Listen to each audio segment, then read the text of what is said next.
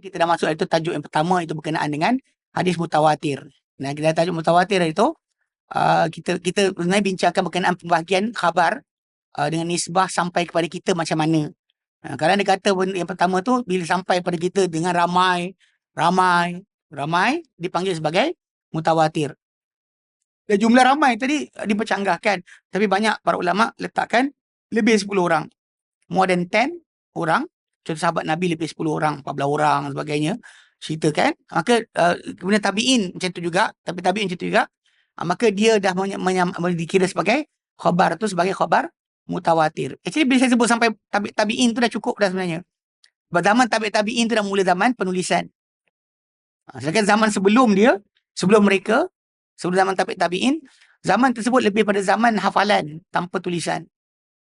Banyak nukilan tu lebih pada hafalan.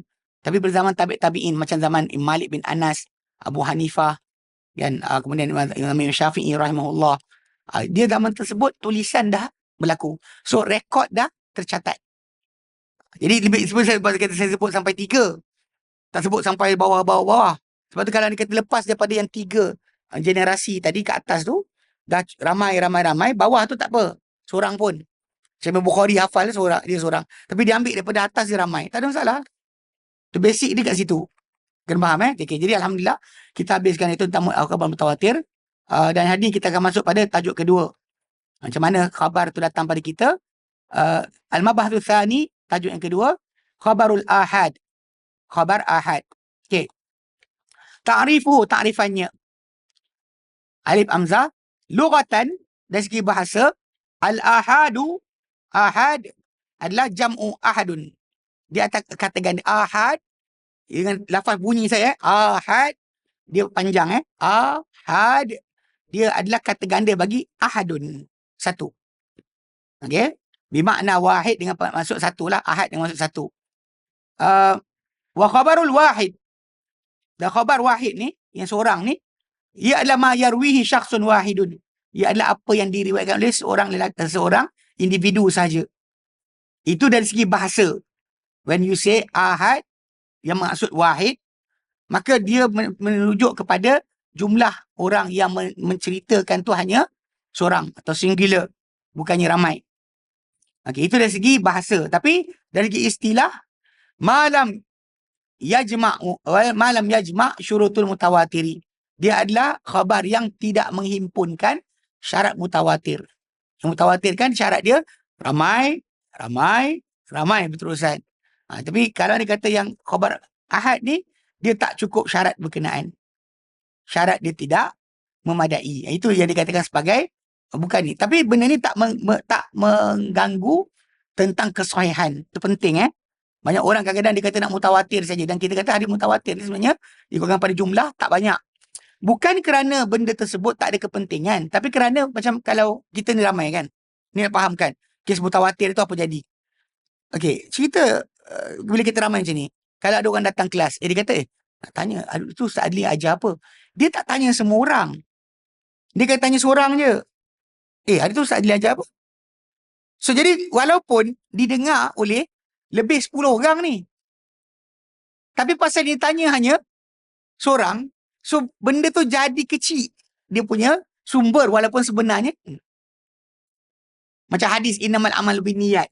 Hadis tu bukannya Umar dengan seorang. Tapi yang menceritakan dia seorang.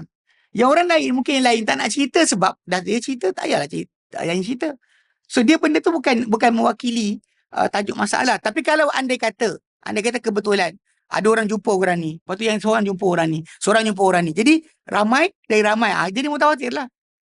Itu masalah dia, masalah jumlah. Atau masalah siapa yang ditanya. Kalau di bawah ni ada 10 orang, tanya abang kita seorang. Dia kan mutawatir. Tetap ahad juga. Yang datang kelas kan seorang, ramai. Tapi yang ditanya hanya seorang. So, jadi tetap dia akan jadi ahad. So, basically kita kena faham pasal perkara ni berlaku pada zaman tabi'in yang jumpa para sahabat atau sahabat sama mereka. Kadang-kadang dia choices untuk mereka pilih siapa mereka nak tanya. Perkara tadi betul ke tidak, apa jadi tadi, bukan semua orang akan cerita. Atau bukan semua orang dirujuk. So basically sebenarnya kisah ni berlaku. Cuma kadang-kadang jumlah ramai tadi makin menguatkan. Pasal kebetulan ramai ditanya. Kalau ditanya seorang, tetap benar juga. Bukannya jadi rosak. Sebab tu ini kena faham masalah mutawatir tadi bukan syarat untuk penerimaan kesahihan. Dia masalah syarat sahih nanti kita akan belajar. Okay, baik. Jadi dikata apa yang tidak terhimpun, tak ada bagi yang tidak menghimpunkan syarat-syarat mutawatir. Baik, hukum dia. Wa hukmuhu, hukum dia yufidul ilmu an-nadhari. Yufidu al-ilm an-nadhari. Dia memberi faedah ilmu yang dari segi masalah pemerhatian atau pandangan. Maksud dia ilmu nadhari ni apa? Kan kita sebut tentang mutawatir tadi ilmu yakini. Ilmu yang meyakinkan. Sini dikata ilmu nadhari sebab apa? Ai ilmu mutawaqqifu al-ilma al-mutawaqqifa 'ala an-nadhari wal istidlal. Itu ilmu atau pengetahuan yang terhenti pada pandangan, pemerhatian dan juga pendalilan. Maksudnya kita akan ada kat situ syarat-syarat lain untuk sebelum kita terima. Tapi benda ni bukan kemestian. Sebab Nabi hantar para sahabat masuk kampung, ajar Islam seorang-seorang je. Orang kampung tadi tak ada pula kata macam, kau seorang je tak mutawatir lah ni. Jenuh dah macam tu kan. Betul tak ni? Betul lah. Nabi hantar seorang je masuk kampung ni. Seorang je. So adakah syarat dia kena ramai? Tak. Asalkan orang yang dihantar tu dipercayai, maka benda tu dah cukup untuk mewajibkan orang yang mendengar menerima. Siapa dengar daripada orang yang Nabi hantar tadi, wajib terima. Pasal Nabi pilih dia untuk pergi menyampaikan. Nah, itu tajuk asal lah. Itu maksud yang kita kena faham. Okay? Ilmu nazari ni dari segi teori ataupun pemerhatian. Okay? Dan juga pendalilan. Hada, demi ini dia kata, wali khabaril ahadi, dan untuk khabar ahad ni, walaupun kita ambil takrifan dia ni sekarang, ada taksiman, ada dua pembahagian. Kullu taksimin bi'tibarin, dan setiap pembahagian ni dengan pengambil kiraan. Wa sa'adkuru hadaini taksimaini fil fasli tsani, dan saya akan terangkan dua pembahagian ini pada fasal yang kedua. Fasal pertama takrif kan. Fasal kedua dia taksimul khabaril ahadi wa fihi mabahasan, pembahagian khabar ahad. Khabar yang tidak sampai tahap mutawatir. Okey, padanya ada dua kajian. Al-mabahasul awwalu, kajian pertama, taksimul khabaril ahadi, pembahagian khabar ahad binisbati ila adadi turuki, dengan pengambil kiraan atau dengan nisbah bilangan jalan dia sampai kepada kita. Dia akan ada pecahan khabar ahad ni berdasar kepada berapa ramai yang laluan dia. Untuk sampai di kita berapa laluan dia. Al-mabahasul tsani, tajuk yang kedua, kajian kedua adalah taksimul khabaril ahad binisbati ila quwwati wa dha'fi, pembahagian khabar ahad kepada dengan nisbah atau dengan pengkiraan kepada kuatnya dia atau lemah dia. So khabar ahad ni kita nak kena bincangkan lagi. Sebab kalau mutawatir kita bincang sekali je, tak ada masalah. Tapi khabar ahad ni dia ada pembahagian dia. Pertama, dari segi jumlah bilangan orang datang pada kita. Kedua, kuat atau lemah dia. Okey. So sekarang kita masuk pada tajuk yang pertama. Kajian yang pertama, taksimul khabaril ahadi binisbati ila adadi turuki, pembahagian khabar ahad dengan nisbah kepada bilangan jalan-jalannya. Sebab kalau mutawatir kan ramai. Kat sini dia ada jumlah berapa ramai yang dengar pertama, berapa kedua, ketiga sebagainya. Dia ada berdasar pada berapa jumlah orang yang mendengar. Itu akan pembahagian dia ahad ni ikut pada jumlah. Okey. Ini bukan tajuk sahih atau dhaif lagi. Kena ulang banyak kali. Sebab kadang ada orang kata seorang je dengar, mungkin tak betul. Jangan cakap macam tu. Pada sudut hadis tidak sedemikian. Ulang balik, Nabi hantar ke kampung-kampung di tanah Arab dahulu untuk ajarkan Islam. Seorang je datang pergi mengajarkan Islam pada kampung tadi. Dan dengan sampai kawan ni, orang kampung tadi dakwah Islam telah sampai pada mereka. Kalau mereka tolak, maka neraka untuk mereka. Direct je, tak ada cakap banyak. Kalau ikut logik geng-geng ahli falsafah, tapi Ustaz, mungkin orang yang datang tadi, mungkin dia lupa. Mungkin dia tak ingat. Mungkin dia tersasul. Mungkin dia sekian. So kita akan bagi reason kita untuk kata diorang tak sah lah kalau dia tak ikut. Tapi masalahnya Nabi tak pernah buka pun tajuk tadi untuk mereka boleh tak ikut. Tak ada. Walaupun seorang yang datang. Itu dah cukup untuk menjadikan kampung tu wajib ikut Muhammad sallallahu alaihi wasallam walau hanya seorang. So jadi realiti dia macam saya kena tekan banyak kali sebab banyak orang bila belajar bab hadis ni, ketika bab masuk tajuk ni, dia sangka bahawa bila orang tu seorang maka dia boleh tolak.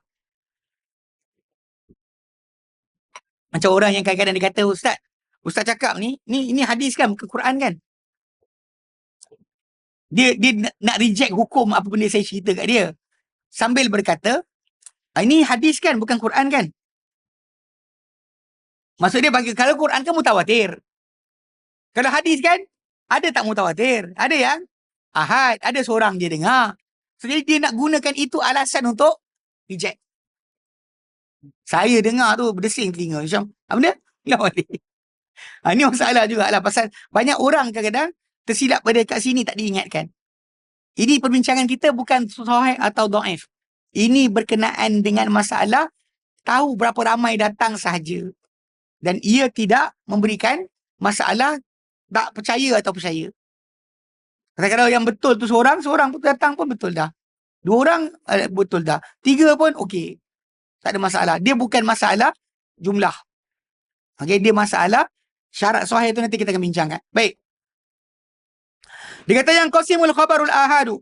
Khabarul ahadi, terbahagi khabar ahad binisbati ila adadi turukihi, dengan nisbah atau dengan pengambil kiraan atau penisbahan kepada bilangan jalan-jalannya, ila salah satu aksamin, kepada 3 bahagian. Wahya, dan dia adalah pertama, al-masyhuru, masyhur. Kedua, al-azizu, aziz. Ketiga, al-gharibu, gharib. Okey, tapi apa maksud dia? Kejap. Okey, sa'atakan lamu ala kulli minha bimatlabin mustaqillin. Saya akan bincangkan, akan berkata-kata terhadap setiap satu daripadanya dengan tajuk-tajuk yang berasingan. Dibagi tajuk berasingan untuk setiap satu. So kita ada 3 . So khabar ahad ni dari segi jumlah orang, dia ada masyhur, dia ada aziz, dia ada gharib. Okey. So dia masuk kepada yang pertama. Al-matlabul awwalu. Pecahan yang pertama, al-masyhuru, masyhur. Masyhur. Okey, ta'rifannya lughatan, dari segi bahasa kalimah masyhur ni, orang Melayu pakai ismu maf'ulin min syahartu al-amra. Dia adalah kata nama yang kena perbuatan daripada contoh kata kerja dia, saya isytiharkan akan perkara tersebut. Saya masyhurkan akan perkara tersebut. Idza, macam mana kita kata asyar tu? Idza a'lan ta'atuhu, bila saya mengiklankannya. Wa azhartu, dan saya nyatakan ia terang-terangan. Wa sumiya bidzalika lidzuhurihi, dan dinamakan hadis masyhur ni masyhur kerana apa? Dinamakan masyhur kerana dia keterangan dan kejelasan dia. Terang dan jelas dia, maka dia dikira sebagai terkenal, masyhur, terkenal. Okay? Istilahan, dari istilah, ma rawahu salasatun fa aktsaru. Dia apa diriwayatkan oleh 3 orang dan lebih, atau lebih, fi kulli tabaqatin, pada setiap tingkat. Maksudnya daripada sahabat lagi, mesti 3 ke atas. 3 atau ke atas. Tabi'in 3 atau ke atas. Tabi'in 3 atau ke atas. Itu maksud dia, setiap lapisan mesti 3 ke atas, 3 ke atas, 3 ke atas. Okey. Malam yablugh haddut tawaturi, apa yang tidak sampai batasan mutawatir. Dia 3 sampai 9. Diorang tak. 10 ke atas dia kata mutawatir. Dia kan kata macam 3 orang, 7 orang, 5 orang. Dia kira masih lagi masyhur lah. Dia kira sebagai masyhur. Okay, masyhur. Okay, misaluhu, contoh hadis ni adalah hadis Nabi SAW. Inna Allah la yakbadul ilma intiza'an yantazihu min suduril ulama. Sehingga Allah tidak mencabut ilmu dengan merentak secara merentapnya daripada, dengan rentapan direntap daripada dada para ulama. Walakin yakbidul ilma biqabdil ulama. Tapi Allah cabut ilmu tu dengan mencabut atau mematikan para ulama. Hatta idza lam yubqi aliman, sampai nanti bila tak tinggal lagi seorang pun yang alim. ittakhadhan nasu ru'usan juhala, akan mengambil manusia atau orang ramai ketua-ketua yang jahil. Fasu'ilu, lalu mereka ketua-ketua yang jahil ini ditanya, fa'aftau bi ghairi ilmin, maka mereka beri fatwa dengan tanpa ilmu, fadallu wa adallu, maka mereka sesat dan mereka menyesatkan. Okay, hadis ni tengok dia ada rajah. Okey, mukhattatu asanidil hadis. Garis apa rajah sanad hadis ini. Innallaha la yaqulu ilma intiza'an. Orang tak cabut ilmu secara cabutan, secara langsung. Okey, dia mula dia kata kat sini, dia kata Bukhari, ada Muslim, Tabrani, Ahmad, Khatib Baghdadi dan sebilangan perawi. Okey. Dia orang ambil ni, dia letak daripada, dia patut macam ni kan. Dia letak di atas. Siapa riwayatkan dan siapa. Okey. Dia kata Bukhari daripada Ibnu Abi Uwais. Muslim daripada Qutaibah bin Sa'id. At-Tabrani daripada Muhammad bin Amr, daripada bapa dia. Okay. Ahmad daripada Abdullah bin Abi, daripada bapa dia. Bakar bin Khatib Baghdadi daripada Bakar bin Sadaqah. Okay. Jadi bilangan perawi kat situ ada 5 orang. 1, 2, 3, 4, 5. Pada tahap guru imam-imam yang meriwayatkan hadis tadi. Kemudian mereka punya guru pula ambil daripada tabi'in, Malik. Ibnu Abi Uwais ambil daripada Malik. Qutaibah ambil daripada Jarir. Kemudian Muhammad bin Amr dia ambil daripada Al-Ala bin Sulaiman Ar-Raqi. Kemudian Abdullah bin daripada bapa dia daripada Waqi' bin Jarrah bin Malik, guru Imam Syafi'i. Kemudian Bakar bin Sadaqah ambil daripada Abdullah bin Sa'id. So 5 orang juga. Kemudian yang tabi'in tadi ambil daripada tabi'in. Siapa tabi'in dia ambil? Hisham bin Urwah. Malik ambil daripada Hisham bin Urwah. Jarir ambil daripada Hisham bin Urwah. Ala bin Sulaiman ambil daripada Az-Zuhri. Kemudian Waqi' bin Jarrah ambil daripada Amash. Kemudian Abdullah bin Sa'id ambil daripada Musa bin Uqbah. So daripada tabi'in ada 4 orang. Okey, kemudian kemudian tabi'in sendiri. Okey, Hisham bin Urwah ambil daripada Urwah bin Zubair. Urwah bin Zubair. Ini tabi'in Tadi tabi'in, ini tabi'in. Urwah bin Zubair. Kemudian Az-Zuhri ambil daripada Abu Salamah. Kemudian Amash ambil daripada Salim bin Abil Ja'ad. Musa bin Uqbah ambil daripada Urwah. Urwah juga Kat sini 3. So 3 orang. Kemudian daripada 5. Tadi mula ada 6. Mula ada 5. Yang kira-kira pun 5. Kemudian jadi 4. Kemudian jadi 3. Dia 3 orang je. Kemudian Urwah bin Zubair diambil daripada Abdullah bin Amr Ibn As. Abu Salamah ambil daripada Abu Hurairah. Salim bin Abi Ja'ad ambil daripada Ziyad bin Labid. Kemudian Urwah ambil daripada Aisyah. Jadi 4 orang balik. Semua ambil daripada Nabi SAW. So daripada Nabi tu ada 4 orang sahabat. Kemudian daripada tabi'in ada 3 orang tabi'in. Kemudian daripada tabi'in ada 4 orang. Kemudian daripada lepas tabi'in 5 orang. So nampak tak dia punya jumlah tadi? In the end jumlah yang betul dia adalah 3 lah. Sebab dia balik pada lingkungan 3. Walaupun sahabat Nabi yang dengar tu ada 4. Sahabat Nabi ada 4 orang. Aisyah dengar daripada Nabi. Tapi macam saya sebutlah hari tu, ini persoalan yang timbul bila ditanya kepada mereka.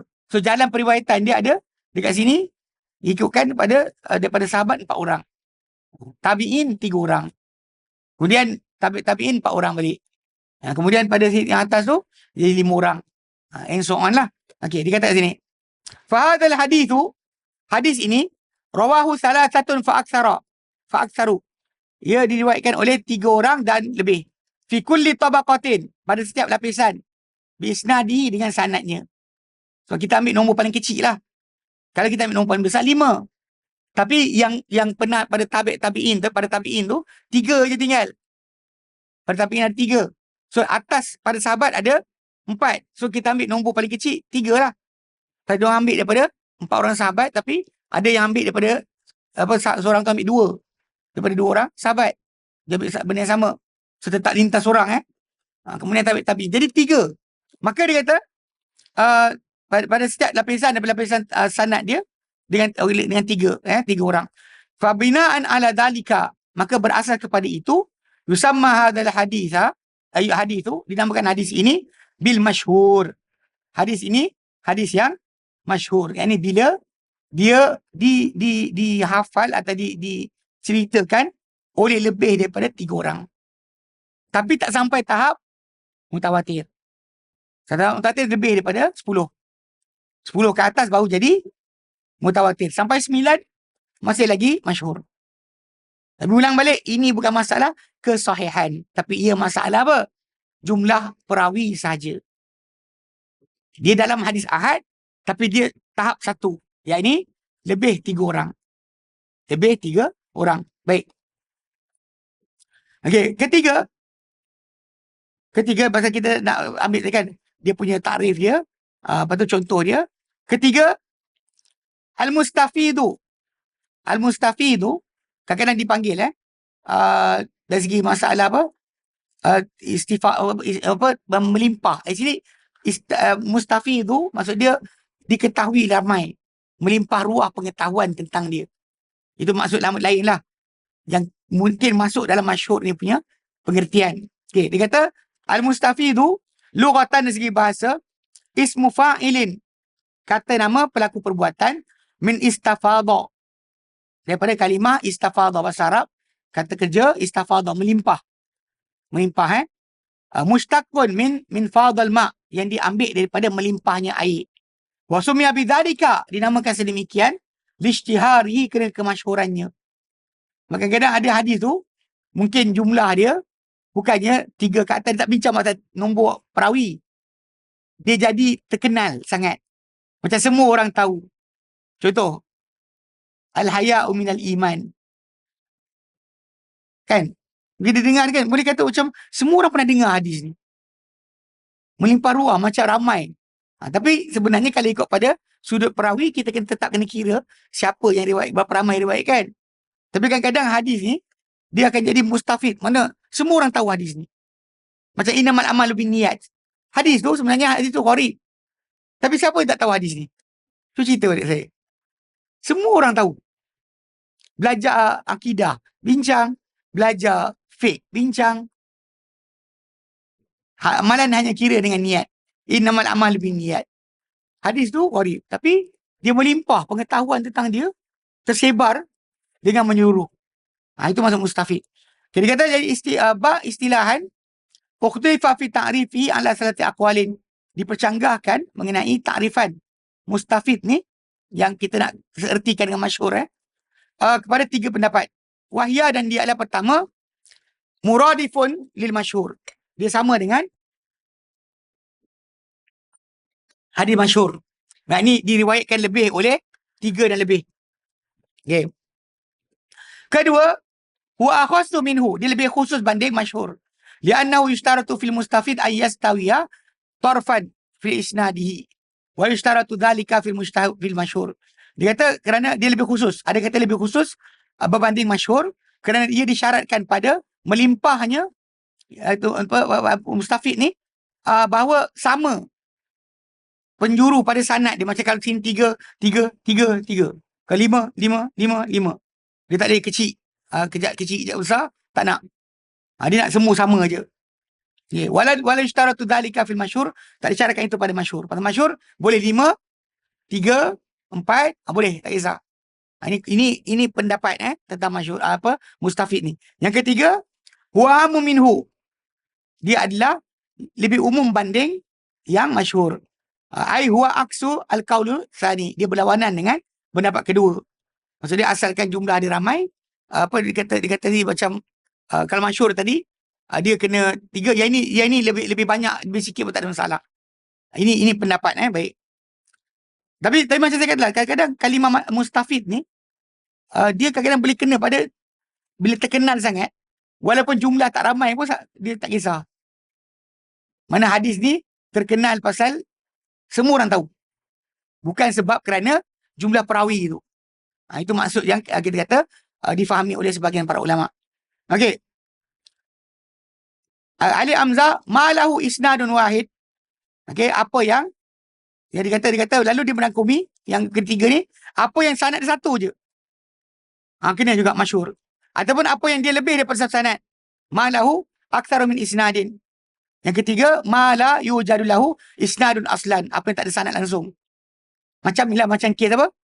Utubul inma minas sin walau bisin. Carilah ilmu ada di Cina. Itu kan hadis tu. Tapi masyhur tak? Oh, masyhur.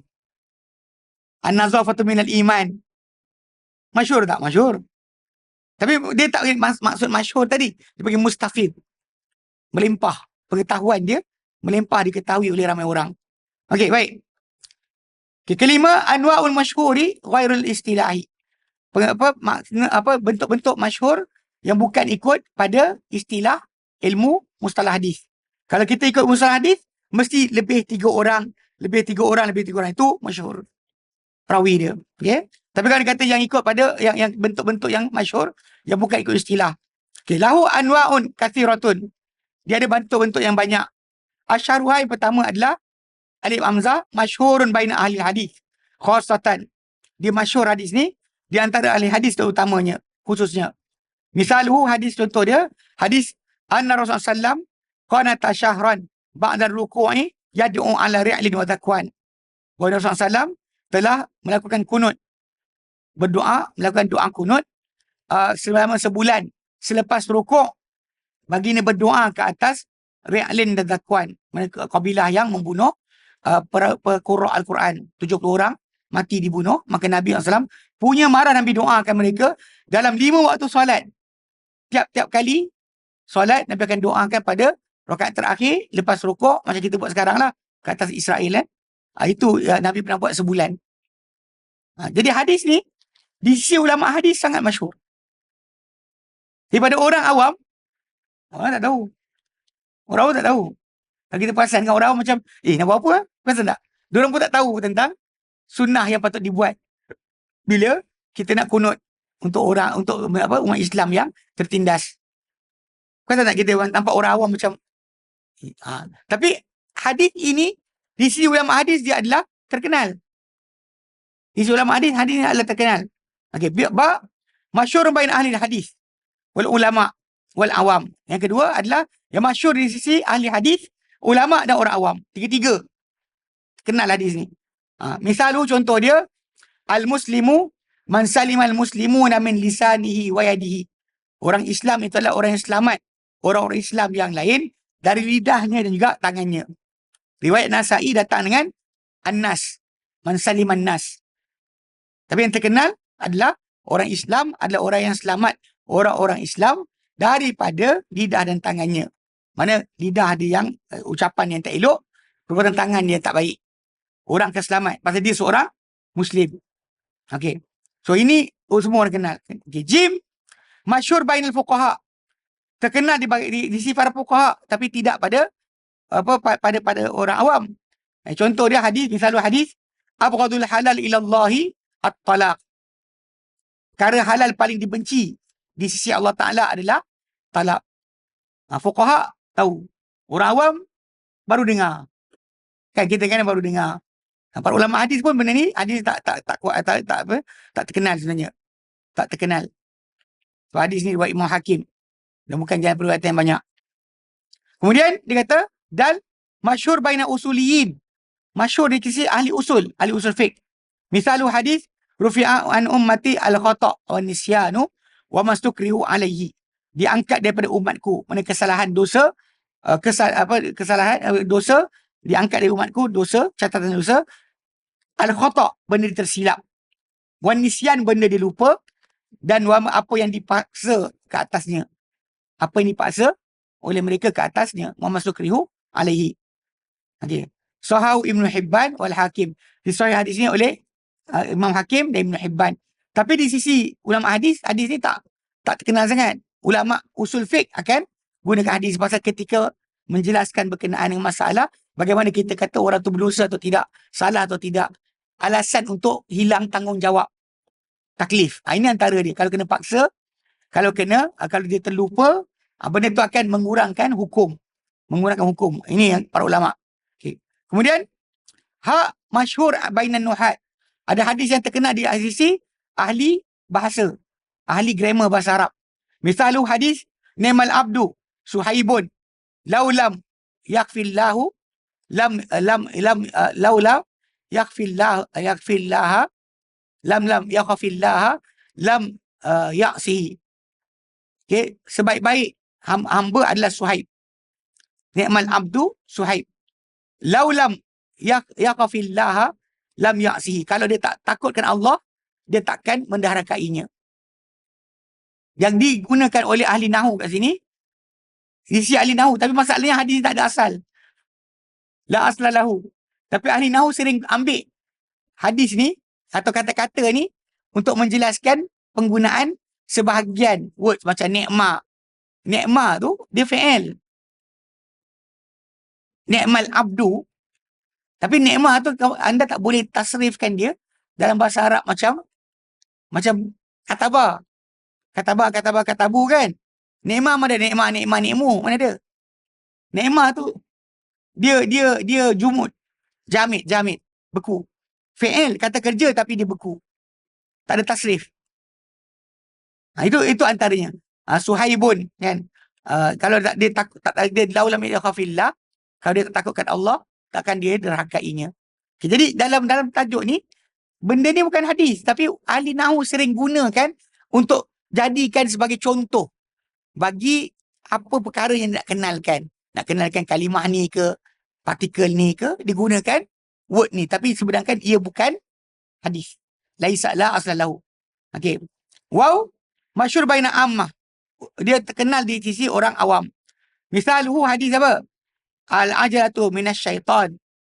Tu gopah-gapah tu daripada syaitan. Orang awam kan sering gunakan hadis ni. Al-anatu minallah wal ajalatu minasyaitan. Tenang-tenang itu dari Allah, gopah-gapah tu daripada syaitan. Ini dikeluarkan oleh Imam Tirmizi dan dihasankan. Okey. Jadi maksudnya kalau ikutkan yang pada pengertian kedua ni, memang masyhur ni ikutkan pada apa yang biasa orang dengar lah.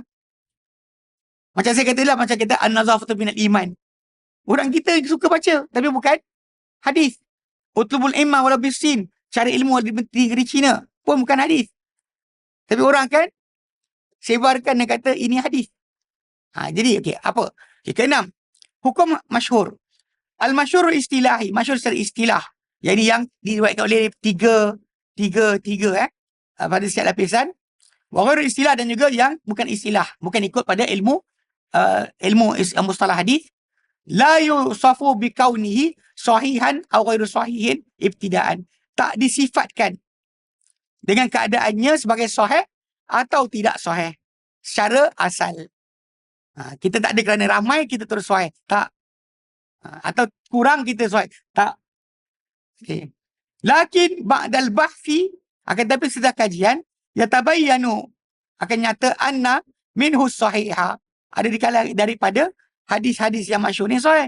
Wa minhul hasana, ada yang hasan. Wa minhul dha'ifa, ada yang dhaif. Wa minhul mawdu'a, dan ada yang mawdu'. Aidan. Lakin, akan tapi, in sahal masyhurul istilahi, okay, tapi kalau sekiranya sahih, yang masyhur secara istilah tadi, ada tiga ataupun lebih, 5, 4, 3 ke ramai orang, okay. Kalau dia sahih, fatakunu lahu mizatun turajjihu ala al-aziz wal gharib, akan jadi untuk dia keistimewaan untuk menguatkan dia mengatasi hadis yang aziz, yang 2 orang riwayat, dan juga yang gharib, yang seorang riwayat. Kalau dia sahih, dia jadi ramai kan. Bila dia ramai, dia akan masuk kepada dia menjadi lebih kuat banding yang seorang riwayatkan.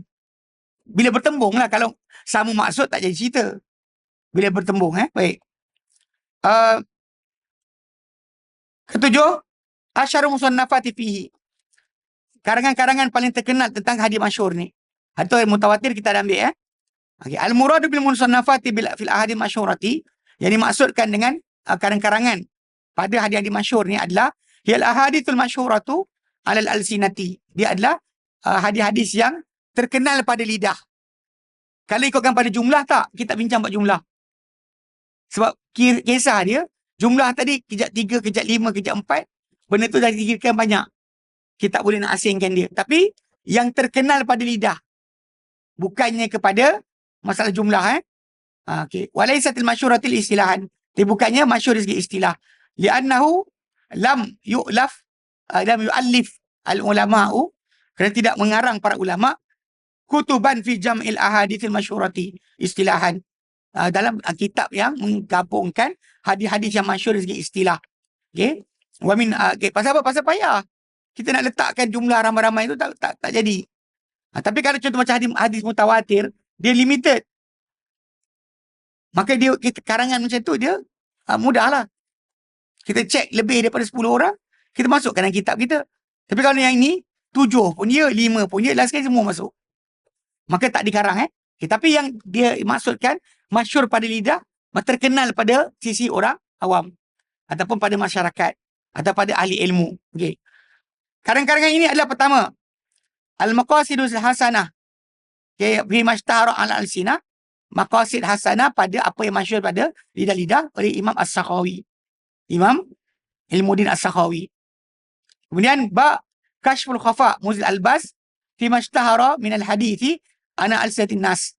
Menyingkap akan yang tersembunyi, menghilangkan kesamaran pada apa yang masyhur daripada hadis di atas lidah orang ramai. Ajluni. Ini kitab ni ada. Memang kalau kita buka kitab ni, kita dapati memang dikumpulkan hadis yang terkenal pada lidah. Tapi diorang ulas balik. Betul ke tak hadis. Kadang-kadang bukan hadis pun. Kadang-kadang bukan hadis pun.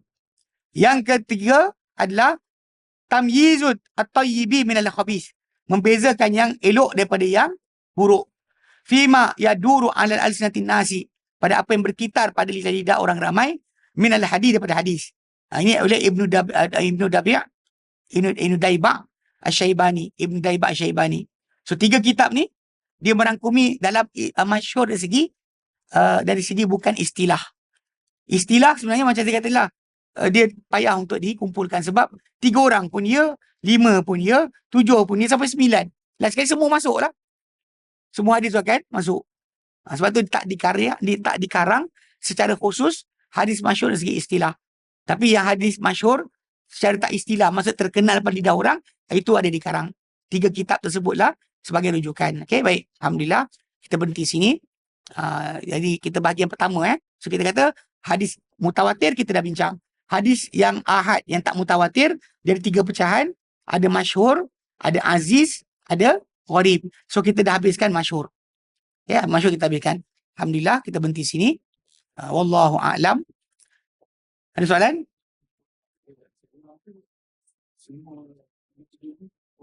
Ya, 3-3.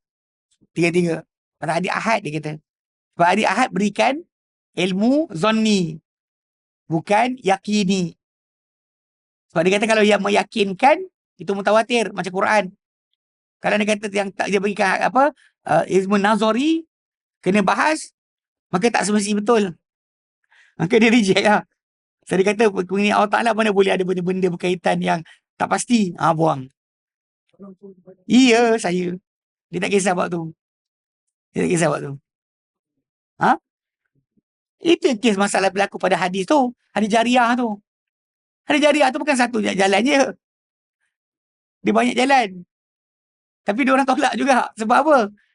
Sebab tak mutawatir, dia kata. Itu masalah sebenar. Dia bukan masalah tu, dia tolak hadis ahad. Pasal bagi dia, ada doubt, tolak. Dia sangka macam, kalau ada keraguan, tolak. Itu kesilapan yang berlaku. Bab berkenaan dengan tajuk fiqah dia terima. Bab akidah dia buang. Kononnya akidah kena semua mutawatir.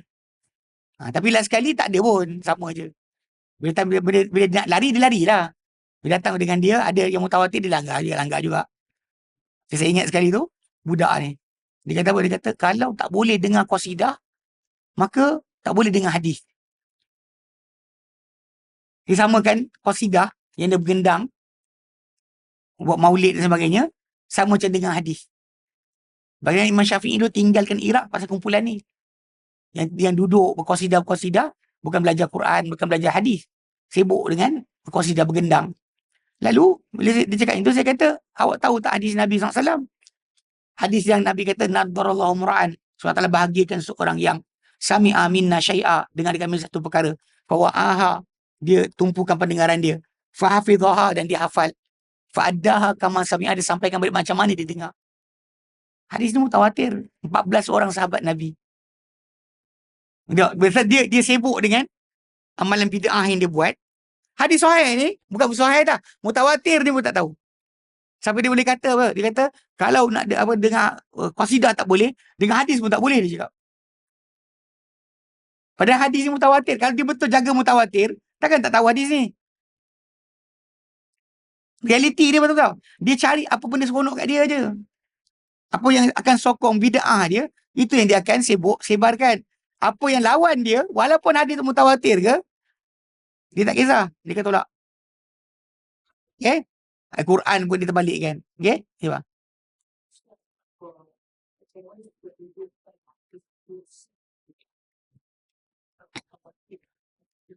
Hadis Qudsi, dia punya kedudukan sama seperti tajuk mutawatir dan ahad. Dia tak timbul masalah pasal jumlah perawi tetap sama. Cuma beza hadis Qudsi ni ketika Nabi sebut, Nabi kata Allah berkata. Itu je beza dia. Maksudnya Nabi nukilkan dari Allah kata-kata yang bukan Quran. Kalau yang Quran, kita boleh baca dalam solat. Hadis Qudsi tak boleh baca dalam solat. Contoh macam, ana inda zanni abdi bi. Aku seperti mana hamba-ku sangkakan. Aku pada sangkaan hamba-ku. Wa ana ma'ahu idza dzakarani. Aku bersama dia bila dia ingat aku. Idza dzakarani fi nafsihi. Bila dia ingat aku dalam dirinya. Dzakartuhu fi nafsi. Aku ingat dia dalam diriku. Wa idza dzakarani fi mala'in. Bila dia ingat aku dalam satu perhimpunan. Dzakartuhu fi mala'in khairun. Nabi kata, aku akan ingat dia dalam satu perhimpunan yang lebih elok, lebih baik daripada perhimpunan dia di depan para malaikat. So basically hadis ni, hadis Qudsi. Tapi tajuk perawi itu tetap kekal masalah, ramai ke sedikit, tetap akan hukum dia mutawatir atau ahad, zaman dia masyhur ke, atau aziz atau gharib, berdasar jumlah perawi. Dan bukan maksud bila hadis Qudsi itu mesti sahih. Sama juga. Tetap kita cek juga perawi dia. Cuma ulama adalah asingkan hadis Qudsi, sebab hadis Qudsi ni dia limited lafaz dia. Sebab Nabi kata Allah berkata. Jadi mana-mana hadis yang Nabi kata Allah kata tu, dia pakai hadis Qudsi. Tapi bukan Quran. Hadis Qudsi bukan Quran. Tak boleh baca dalam solat. Tak boleh dengar tu Allahu Akbar kan. Lepas baca waladhdallin amin. Ana inda zanni abdi bi. Tak boleh. Tak boleh baca. Batal solat. Dia beza dengan Quran. Quran baca dia menjadi ibadat. Baca dapat pahala. Hadis baca belum lagi tau. Baca hadis belum lagi. Amalkan hadis pun dapat pahala. Atau kita beramal dengan pengertian hadis tadi. Macam hafal dan sampaikan balik. Baru kita dapat pahala. Kalau hafal saja, belum lagi.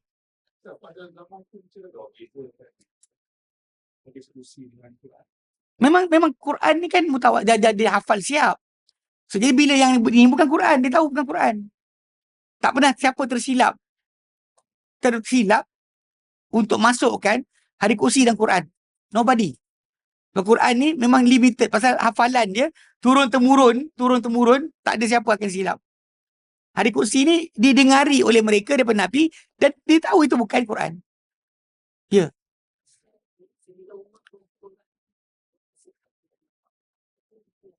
Macam mana orang ni? Terus? Okey. Di sini, pada tajuk asal masalah ketika zaman pengumpulan Al-Quran, diorang pilih Zaid bin Thabit untuk kumpulkan Quran. Sebab ada beberapa perkara. Banyak orang boleh dipilih. Abu Darda guru Quran, Ibn Mas'ud guru Quran, Ubay guru Quran. Kan ramai guru Quran, tapi kenapa dipilih Zaid bin Thabit? Zaid bin Thabit ni dia ada keistimewaan. Selain dia guru Quran, dia penulis wahyu, dia ada dua lagi karakter yang orang lain tak ada. Yang ketiga, dia adalah seorang genius. Nabi hantar dia belajar bahasa Yahudi 10 hari je. Balik-balik itu bercakap, menulis, membaca. 3 hari je. 10 hari Nabi hantar dia. So dia genius. Yang keempat yang dia ada, dia dengar bacaan Nabi yang terakhir. Nabi baca dengan Jibril, tahun Nabi wafat 2 kali. Bacaan terakhir tu dia dengar. Sebab tu Abu Bakar dan Umar pilih dia. Kalau pada umur, dia paling muda. So dia jadikan ketua untuk, dia jadi tukang kumpul Quran. Bila dia nak kumpulkan Quran, bukannya Quran tak ada. Diorang dah hafal. Cuma tulisan yang ditulis depan Nabi. Disuruh untuk bawa datang. So dia dan Umar bin Khattab dan beberapa orang sahabat lain berdiri depan masjid Nabi ketika dapat perintah Abu Bakar tu. Diorang minta siapa ada tulisan Quran depan Nabi bawa sini. Tapi untuk diorang ambil dua saksi. Dua saksi nampak tulis depan Nabi. Baru ambil. Lepas tu yang diorang bind together, jadikan macam booklet untuk jadikan kalau apa-apa jadi, inilah rujukan kita. Tapi ketika tu masih lagi Quran tu diajarkan mulut ke mulut. Quran diajar mulut ke mulut. Tak ada siapa yang silap. Takkan boleh tambah, takkan boleh kurang Quran. Sebab balik pada asal, yang kumpul tu adalah tulisan tu. Hafalan, diorang dah hafal.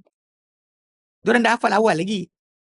Bahkan Zaid bin Thabit dipilih tu sebab dua karakter tadi yang tambahan tu lah. Dia genius dan dia dengar bacaan Nabi yang terakhir.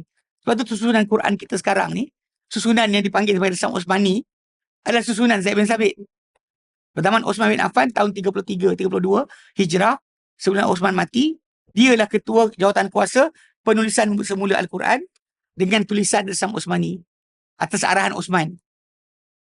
5 orang berkumpul, tulis Quran balik. Ambil yang dikumpul zaman Abu Bakar tadi sebagai master copy. Sambil mereka follow up balik. So, diorang tak ada masalah kat situ. Sebab tu kita tak ada timbul tajuk kekeliruan tentang mana Quran, mana bukan Quran. Tak ada siapa akan terkeliru. Okay? Tapi macam apa tanya kan, apa karakteristik dia?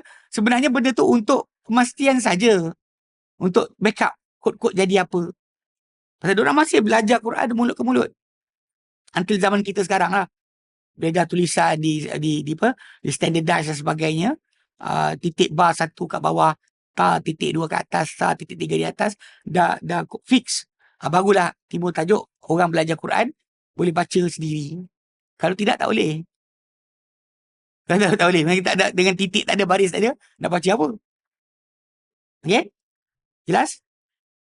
So karakter dia masalah himpun tadi bukan masalah bagus nak himpun. Himpun tu kerana orang ni pegang 3. Sebab Nabi SAW bila turun Al-Quran, bagi dia akan panggil sahabat tulis. Bahkan Nabi ada 42 orang penulis Quran yang Nabi lantik. Bahkan Nabi bila turun Al-Quran, Nabi kata panggil orang sekian. So bila datang, Nabi kata tuliskan ayat ni pada surah yang disebut kisah ini. So dia tulis lah. So di mana letak ayat tu pun sebenarnya Nabi yang letakkan. So dia tulis balik. Cuma simpanan tadi tak pernah gabung. Abang ni pegang 3, ni pegang 4, ni pegang sekian. Digabungkan pada zaman Abu Bakar As-Siddiq radhiyallahu anhu. Atas nasihat Umar. Atas nasihat Umar. Dan orang yang disuruh mengumpulkan tadi adalah Zaid bin Thabit. Saya sebutkan alasan kenapa dia dipilih kan. Okay. Kemudian pada zaman Osman, bila berlaku pada zaman Osman, penaklukan Armenia, Azerbaijan. Ketika tu kat sepadan Rusia kan atas kan. Jadi diorang penaklukan tu berlaku, tentera daripada seluruh dunia Islam datang. Daripada Iraq datang, daripada Syam datang, daripada Mesir datang. Diorang berkumpul, tiba-tiba bacaan diorang lain. Bacaan lain tadi, dia bukan semua. Dia macam alaihim jadi alaihum. Atau alaihimu. Sirata atau zirata. Jadi benda tu macam, engkau baca, dua guru mereka lain-lain. Guru mereka yang lain tadi, kenapa bacaan berbeza? Sebab Nabi SAW bila terima Quran satu bahasa. Pakai bahasa Quraisy. Jibril baca satu bacaan. Tapi ketika Nabi nak baca Quran balik pada kabilah Arab, diorang tak semua boleh ikut Quraisy punya sebutan. Maka Nabi minta Allah Ta'ala untuk bukakan keizinan supaya Nabi baca lebih dari satu huruf. Lebih daripada bacaan Quraisy. Maka berlakulah yang kita dengar tu, wadduha jadi wadduha. Sabbih isma rabbikal a'la jadi sabbih isma rabbikal a'la. Sebab kabilah Arab tak boleh sebut. Saya jumpa kat Yaman lu ada kabilah Arab dekat belah Taiz. Alaihi, alaihu. Fihi, fihu. Dia takkan sebut hi. Ha, domir tu sentiasa beri depan. Fihi, fihu. Yang tu kita dengar alaihi siratal ladina an'amta alaihum ghairil maghdubi alaihum. Sebab dia tak boleh sebut. So ketika mula Islam mula tu, Nabi kesihan mereka, maka Nabi minta Allah Ta'ala peluang atau izin baca lebih bacaan. So ketika hari yang Nabi baca pada kabilah ni, mungkin abang ni hafal datang, sahabat ni datang. Ketika baca untuk kabilah ni, kawan ni datang. So bila orang hafal apa diorang hafal, bila diorang berpindah ke Syam ke mana-mana, dia akan ajar ikut apa yang dia hafal. Jadi kes lah bila berjumpa para sahabat tentera Islam daripada daerah berbeza, bacaan mereka bertukar. Maksud dia bacaan sebutan tadi. Lalu Huzaifah bin Yaman balik daripada Armenia Azerbaijan, pergi jumpa Osman, kata pada dia, cepat dapatkan umat ini sebelum mereka bercanggahan pada kitab Allah macam bercanggahannya Bani Israel, ahli kitab. Jadi Osman pun panggil Zaid bin Thabit, letak 4 orang lagi daripada Quraisy, tulis Quran dengan satu bacaan saja. Itu bacaan Quraisy. Sebab tu Osman lepas tu suruh siapa ada Quran lain sendiri bakar. Dia bukan dia orang pergi rumah orang bakar. Dia bagi arahan. Lepas dia hantar salinan tersebut ke seluruh pelosok dunia Islam, dia buat 7 salinan. Salinan tu, Quran tu, yang asal tu. So dia hantar. Dan dia bagi arahan pada tempat sana, gubernur-gubernur tu arahkan orang ramai, siapa ada personal mushaf yang dia tulis sendiri, bakar. So orang pun bakar. Maka tinggallah yang tuan-tuan dengar sebagai resam Osmani. Sejarah ni penting sebenarnya. Banyak orang tak tahu. Yang kadang-kadang bila tak tahu tu, kita jumpa geng-geng apa, geng-geng anti hadis ke, geng-geng apa, Quraniun ke, atau geng-geng anti Islam, dia kemainkan tajuk Quran, kita tak tahu, kita pun macam ternganga. Sedangkan dalam tajuk Quran ni tadi, tak ada kitab dekat dunia ni yang punyai pemeriksaan, pemastian, ketulinan macam Quran. No book in this world. Cara hafalan dia, cara tulisan dia, cara penyampaian dia, terjaga, tak ada macam Quran. Quran kita baca sekarang, refer balik pada zaman Nabi masih lagi sama. Mana terbukti sekali tahun 70-an dulu, ditemui di atas Masjid Lama Yaman, di Sana'a, beberapa lembaran daripada Quran lama, daripada kurun pertama hijrah. Lalu ketika nak clarify benda ni, diorang bawa seorang pakar daripada Jerman. Nama dia Gerard Puin.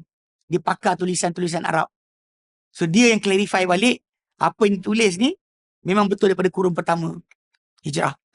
Dan dia kata ni, Mashaf ni adalah bukti bahawa Quran di tangan umat Islam sekarang masih Quran yang sama dibaca pada zaman 100 tahun, 1400 tahun yang lalu.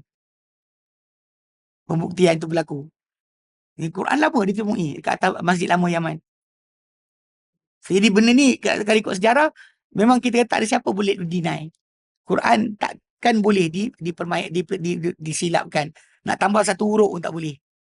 Tambah satu huruf pun takkan jadi. Sebab tulisan Osmani tu kan huruf Qala, Qaf, Alif, Lam ke, atau Qa, dia letak tanda panjang. Macam Ar-Rahman kan. Ikut sebutan kita sebut Ar-Rahman kan. Mim, Alif, Nun. Tapi tulisan ada tak? Tak ada. Tulisan kita tulis Alif, Ra, Alif, Lam, Ra, Ha, Mim, Nun je. Mana ada tak alif? Kenapa tak alif? Dalam tulisan Osmani tak tulis. Maka kita tak tulis. Ini banyak benda yang penting lah kita kata dari sejarah Quran yang patut kita tahu sebenarnya. Okay? Bila baik. Wallahu a'lam. Wa sallallahu ala Muhammadin wa sallam alhamdulillahirabbil alamin. Subhanakallahumma bihamdika asyhadu an la ilaha illa anta astaghfiruka wa atubu ilaik. Assalamualaikum warahmatullahi wabarakatuh.